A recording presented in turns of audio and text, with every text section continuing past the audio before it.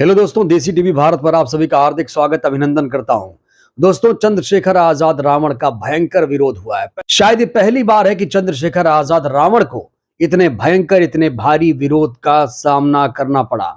तो आखिर वजह क्या है? आखिर क्यों चंद्रशेखर आजाद रावण को भयंकर विरोध का सामना करना पड़ा? क्यों चंद्रशेखर आजाद रावण तो हमेशा पीड़ितों की बात करते हैं, जहां भी कोई अन्याय हो वो पहुंच जाते हैं। तो लेकिन ऐसी क्या वजह हो गई? कहां ये घटना सामने आई? दोस्तों, इस वीडियो में आज मैं आपको पूरी जानकारी देने वाला हूं। दोस्तों, इससे पहले उत्तर प्रदेश से एक शर्मनाक खबर आई है। योगी कहते हैं कि उत्तर प्रदेश में राम राज्य है, लेकिन आए दिन दलित मुसलमानों पर यहां अत्याचार हो रहा है और योगी सरकार और योगी पुलिस हाथ पे हाथ धरे बैठी है। यहां दलितों को मारा जा रहा है, पीटा जा रहा है, उनके घर को जलाया जा रहा है। दोस्तों, एक ऐसी ही दिल दहला देने वाली वारदात सामने आई है कौशाम्बी में, जहां संदीपन घाट थाना क्षेत्र के हर रायपुर में शुक्रवार की सुबह यानी आज ही अलस सुबह प्रेग्नेंट बेटी और दामाद समेत एक दलित शख्स की पीट पीट कर हत्या कर दी गई। दोस्तों, ये शर्मनाक घटना कहीं और नहीं, उत्तर प्रदेश में है, जहां पर योगी सरकार है। वो योगी सरकार जो राम राज्य का दावा कर रही है। दोस्तों, अब बड़ा सवाल यह है कि हत्यारे कब गिरफ्तार होंगे, कब पीड़ित परिवार को मदद मिलेगी, कब पीड़ित परिवार को इंसाफ मिलेगा? ये बहुत बड़ा सवाल है। दोस्तों, इस खबर को देखने के बाद यकीनन सभी के रोंगटे खड़े होंगे। अगर किसी के अंदर थोड़ी भी मानवता है तो इस खबर पर वो शर्मिंदा होगा कि आज भी संविधान लागू होने के बाद भी हमारे देश में दलितों को उनका अधिकार नहीं मिल पा रहा है। मुसलमान दलित अभी भी असुरक्षित हैं, उन पर लगातार अत्याचार बढ़ रहा है। ये तब है जब डबल इंजन की सरकार काम कर रही है।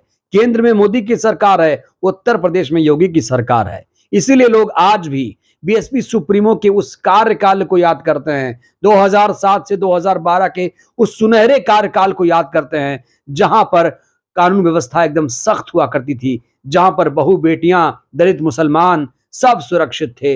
लेकिन आज दलितों पर, मुसलमानों पर अत्याचार हो रहा है। और दोस्तों, कौशाम्बी की यह घटना यकीनन शर्मसार कर देने वाली है। शर्म आनी चाहिए योगी पुलिस को, शर्म आनी चाहिए योगी सरकार को।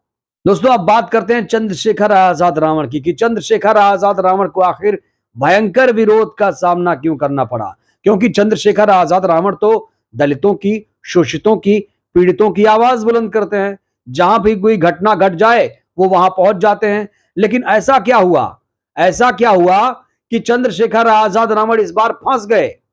दोस्तों, चंद्रशेखर आजाद रावण ने सोचा नहीं था कि जो वो कर रहे हैं उसका परिणाम क्या होगा। दोस्तों, ये पूरा मामला जुड़ा है राजस्थान से ये पूरा मामला जुड़ा हुआ है। और आपको बता दूं कि राजस्थान में चंद्रशेखर आजाद रावण विधानसभा चुनाव लड़ने जा रहे हैं। वो अपने प्रत्याशियों को लेकर मंथन कर रहे हैं। मध्य प्रदेश में भी आजाद समाज पार्टी के उम्मीदवारों का ऐलान होने वाला है और ऐसी ही तैयारी राजस्थान को लेकर है। लेकिन राजस्थान में चंद्रशेखर आजाद रावण का इस बार भयंकर विरोध हुआ। दोस्तों, इनके खिलाफ ट्विटर पर करीब करीब 1.5 लाख लोगों ने ट्वीट किया है। जी हां दोस्तों, सही सुन रहे हैं आप, चंद्रशेखर आजाद रावण के खिलाफ सोशल मीडिया पर भयंकर विरोध सामने आया है। तो चलिए आपको वाकया बताते हैं। आखिर वाकया है क्या? आखिर चंद्रशेखर आजाद रावण ने ऐसी क्या गलती कर दी कि उन्हें हजारों युवाओं के विरोध का सामना करना पड़ा? तो दोस्तों, चलिए आपको मैं सिलसिलेवार तरीके से मामला समझाता हूं कि मामला है क्या। दरअसल ये मामला राजस्थान से जुड़ा हुआ है।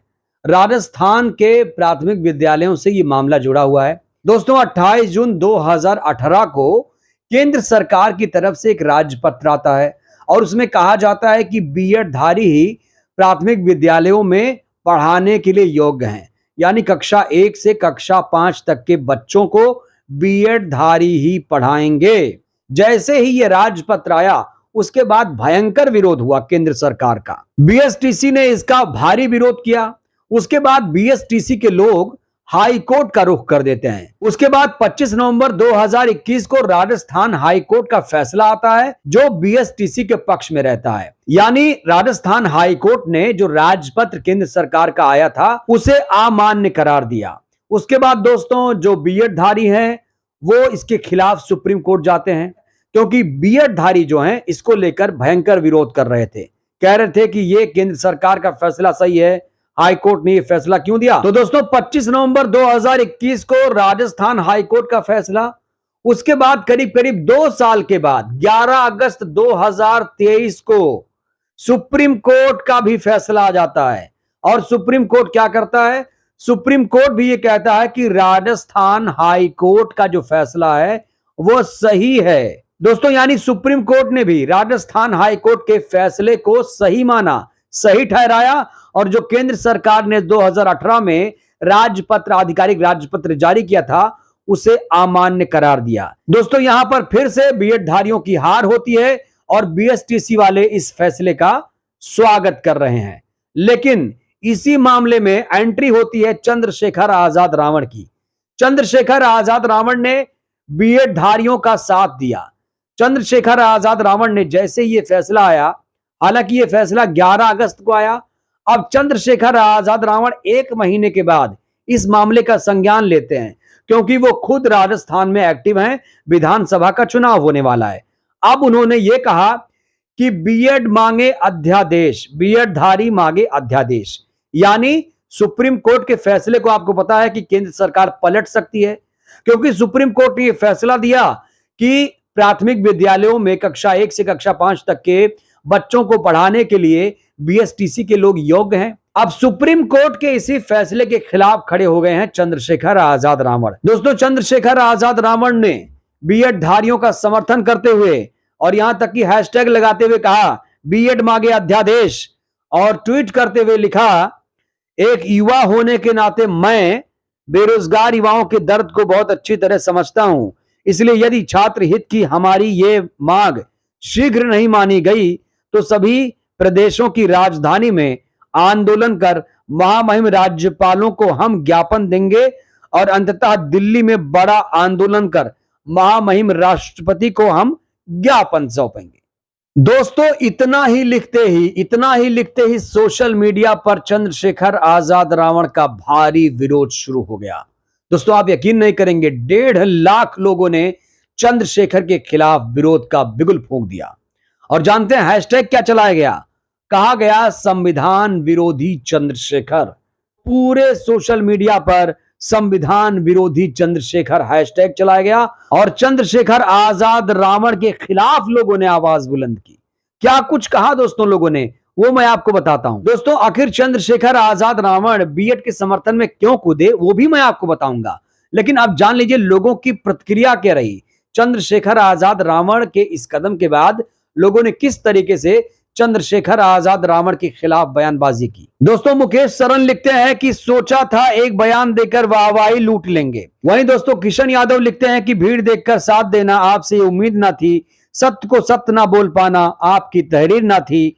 विष्णु यादव लिखते हैं उड़ता तीर ना लो चंद्रशेखर रावण भाई, छात्रों के किसी मामले में बोलने में विशेष सावधानी बरतनी चाहिए, बिना सब पक्ष जाने हुए कोई बयानबाजी नहीं करनी चाहिए। जब आप सिर्फ एक पक्ष का साथ देंगे तो आपका वाजिब विरोध निसंदेह होगा। विशु यादव। दोस्तों उदय लिखते हैं पढ़ो बाद में बोलो, बीएड क्यों प्राथमिक से बाहर।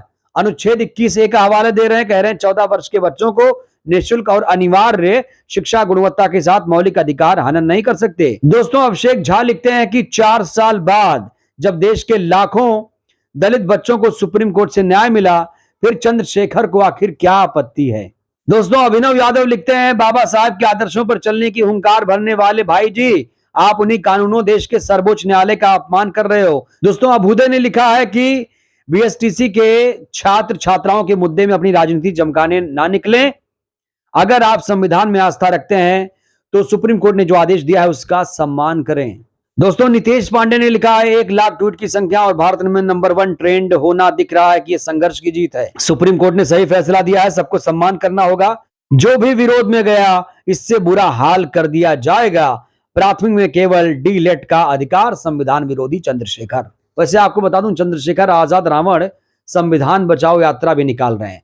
लोग ये भी उन पर आरोप लगाते हैं कि संविधान विरोधी चंद्रशेखर के पास चंद्रशेखर आजाद रावण क्यों गए। तेलंगाना के मुख्यमंत्री जो चंद्रशेखर हैं, केसीआर, उनके साथ क्यों खड़े हुए, इसको लेकर भी लोग सवाल खड़े कर रहे हैं। और यहां पर बाकायदा उनके खिलाफ संविधान विरोधी हैशटैग चलाया गया।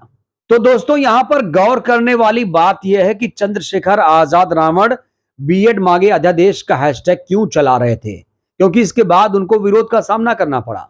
तो आप समझिए, पहले गणित समझिए। दरअसल बीएसटीसी के लोग राजस्थान में 4 लाख लोग हैं और बीएड धारी 12 लाख लोग हैं, यानी 3 गुना ज्यादा बीएड धारी हैं और बीएसटीसी धारी सिर्फ और सिर्फ 4 लाख हैं। चंद्रशेखर आजाद रावण यहां ये समझ रहे होंगे कि इनकी संख्या ज्यादा है और ऐसा करके वो कहीं ना कहीं इन लोगों को अपने पक्ष में कर लेंगे। लेकिन दोस्तों कहीं ना कहीं बात उल्टी पड़ गई और चंद्रशेखर रावण का जो दांव था यहां पर उल्टा पड़ गया, क्योंकि यहां पर जो युवा थे 2 भागों में वो बट गए, एक चंद्रशेखर के खिलाफ और दूसरे उनके साथ। तो दोस्तों अब बड़ा सवाल यह है कि चंद्रशेखर आजाद रावण राजस्थान जा रहे हैं, अब कहीं ना कहीं जो युवा वर्ग है वो 2 भागों में बट गया है। अब क्या होगा? तो क्या चंद्रशेखर आजाद रावण ने इस मुद्दे पर हाथ डालकर कहीं ना कहीं गलती कर दी? कहीं ना कहीं बहुत बड़ी गलती कर दी, क्योंकि एक वर्ग कहीं ना कहीं उनसे नाराज हुआ। कहीं 1.5 लाख लोगों ने ट्वीट किया तो कहीं 1,54,000 लोगों ने ट्वीट किया। कुल मिलाकर राजस्थान के जो युवा थे वो कहीं ना कहीं 2 भागों में बढ़ते नजर आए। तो जाहिर तौर पर इससे कहीं ना कहीं चंद्रशेखर को नुकसान भी हो सकता है। दोस्तों इस वीडियो में फिलहाल के लिए बस इतना ही। अब आपसे मेरा एक सीधा सा सवाल है, क्या चंद्रशेखर आजाद रावण ने बीएड धारियों के समर्थन में उतरकर गलती कर दी? इस पर आप क्या सोचते हैं? अपनी राय दीजिएगा, हमें आपकी राय का बेसब्री से इंतजार रहेगा। वीडियो को लाइक करिए, चैनल को सब्सक्राइब करिए, सहयोग करिए, वीडियो को जन जन तक पहुंचाइए, जिससे देश की जनता जागरूक हो। जय भारत, जय संविधान।